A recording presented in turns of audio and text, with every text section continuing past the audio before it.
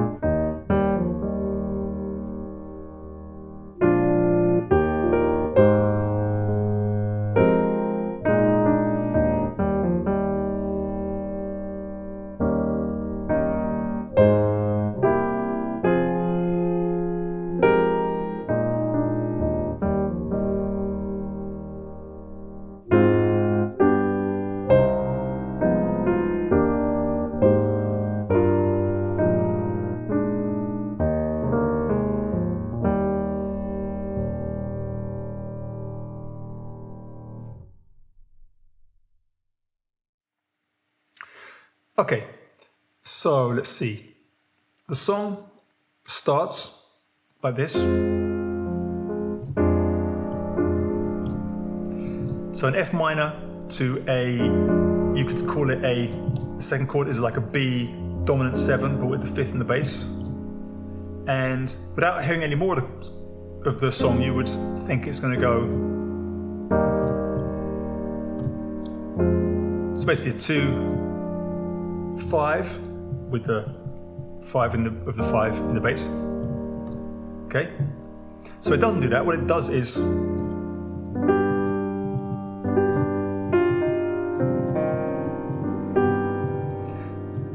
So that's the first really interesting thing that happens, is that movement. So what makes that so kind of beautiful and spicy is we're going from an F minor triad to a G major triad.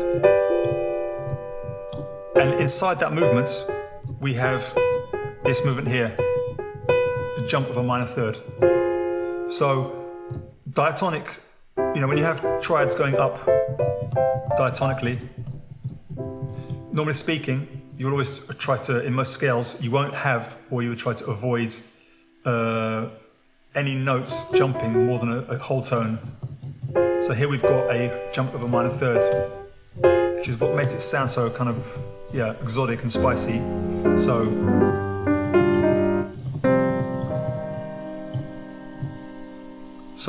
basically what we've got there, we're going from, so we started in F minor and we're ending up in C minor. So this first chord, we will find out, turns out to be the chord 4, 5, 1. And the way that the 1 is played is not like this, but like this. And that's called an appoggiatura chord because you get a suspension, or you might want to call it a passing note, but it's really a suspension on a strong beat. So very often suspensions or passing notes happen between the beats. Here we have it happening on the strong beats and then resolves.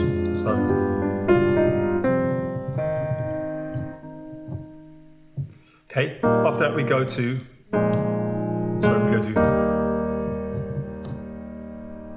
So what we've got there is we were just ending up in C minor, and now we've moved to the relative major of C minor, which is E flat major.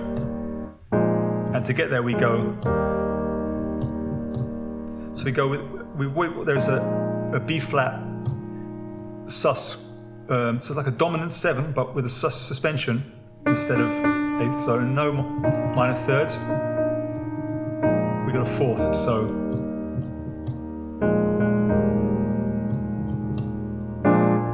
see if we play that sounds too kind of final, but with the suspension in there, it sounds more temporary. And then, so we go from, we sort of modulate to relative major, which is E flat major, and then we immediately jump to a C dominant 7. So we're immediately jumping from the E flat major to back to the F minor chord or key. So what's really interesting about this song at the beginning is that you're constantly not quite sure what key you're in. Are we in F minor? Are we in C minor? Or are we in E flat major? And especially that E flat major, we're not really sure which key you're in, because here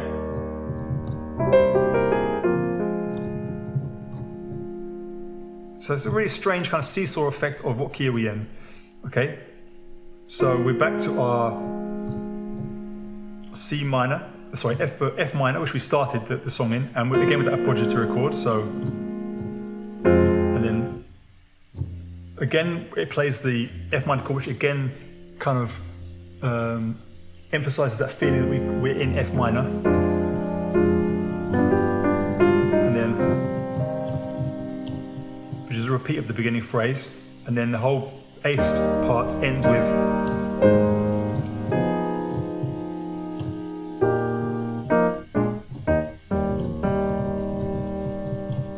okay. So what happens there is we go back to the E flat major, and then to the chord 4, and then that chord there is F minor, but with a flat 5. So that's the chord 2 of.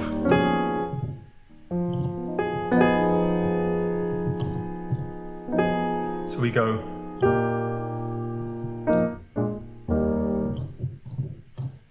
So from the F minor, flat 5, which is, we go to this chord, which is a really interesting chord, one of my favorite chords, because it's basically, if we think about the end of the song, which really is in F, which is an E flat major, that chord, you could look upon it as, you could think of it as a suspended dominant chord 5, but to me it really more feels like chord 1, but with its 5th in the bass.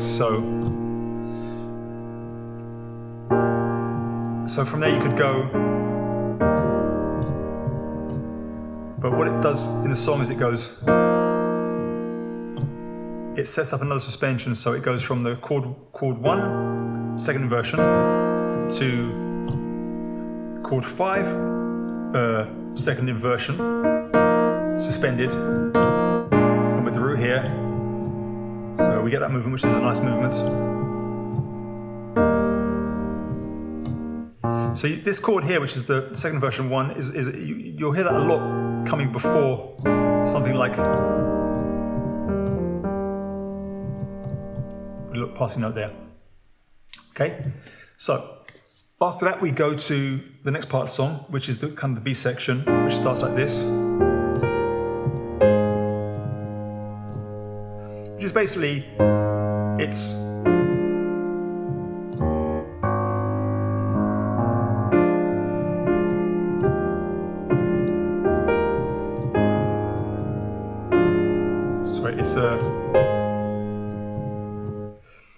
so it's starting off with the chord 5, because we're now in E flat major, and then chord 4, chord 5, and then chord 1, chord 4, and then back to the 5, but suspended.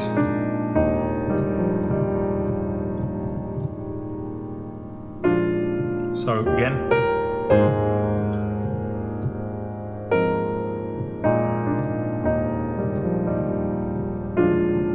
So 5, 1, 4,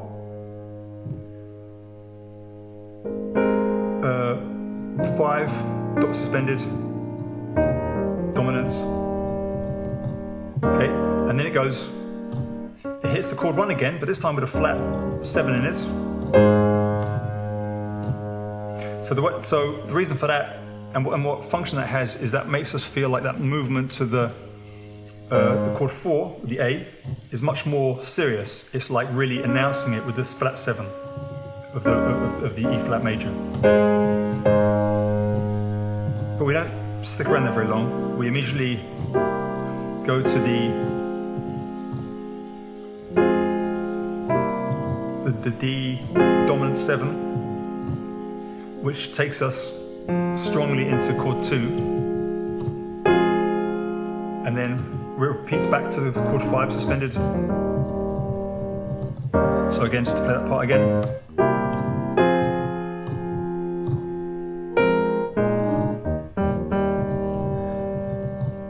And so it's these movements that give the song that kind of quite classical feeling, kind of Bach kind of feeling, where you're really jumping around a lot of keys quickly, and lots of dominance, kind of leading you in strongly into other chords. But staying in the same key. We're still staying in the same key, although, of course, in that chord there, we have the E, which is not in. That's not actually in our key, but the reason it's there is it takes us very strongly into the F.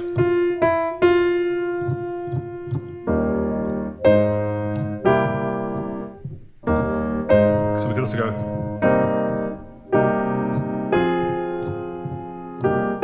Which sounds very weak. So.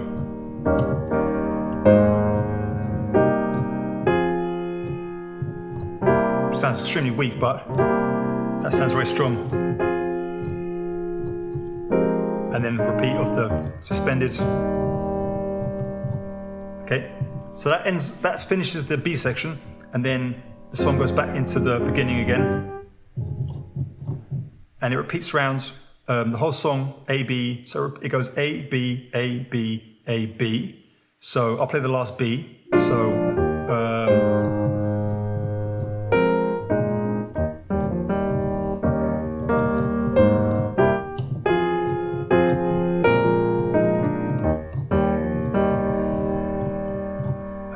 And this is where we move into the last section where things change. We get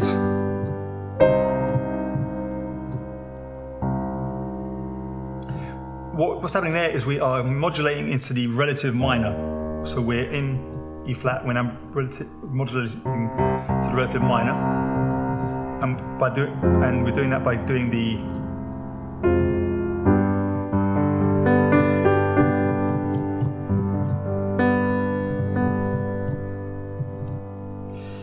by putting in the dominance, the G7 dominance, or G major, because that note is not in.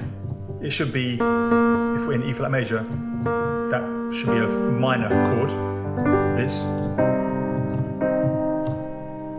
So that takes us strongly into the relative minor.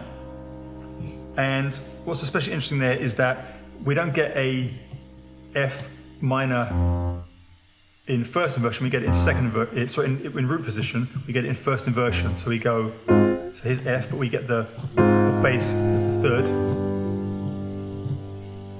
And what that gives us is a very nice movement of the whole chords, because the chord is just going, it's just F minor, G major, moving up. But we have the bass note going down. So we go.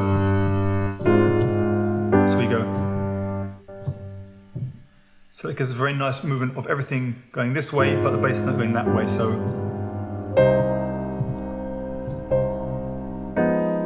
and then again we have that F half diminished, 7 half diminished. So F minor 7, but with a flat 5. It's right there.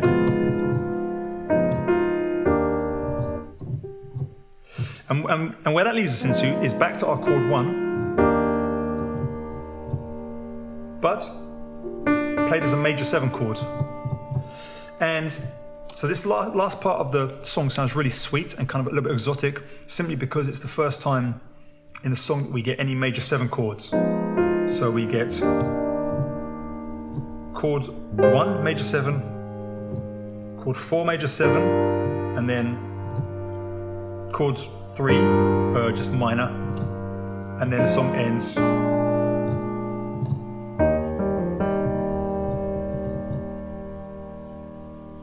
So just to run through that again, the whole ending is.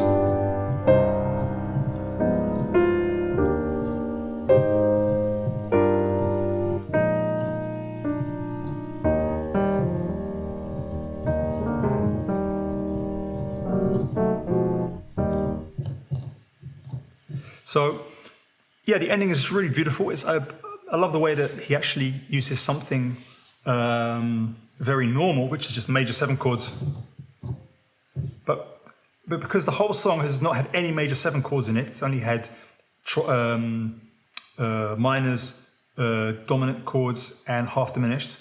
So by throwing in those major 7s at the end, it makes it sound very exotic and beautiful, when actually major 7 chords are extremely normal, basic chords, but just not very common in that kind of traditional gospel spiritual harmony. And that's kind of why the ending sounds so nice. So yeah, I think that covers it. Hope that was useful. Any comments about my analysis, things I got wrong, or ways to think about it differently, I'd be curious to know. Put it in the comments. And till next time, see you later.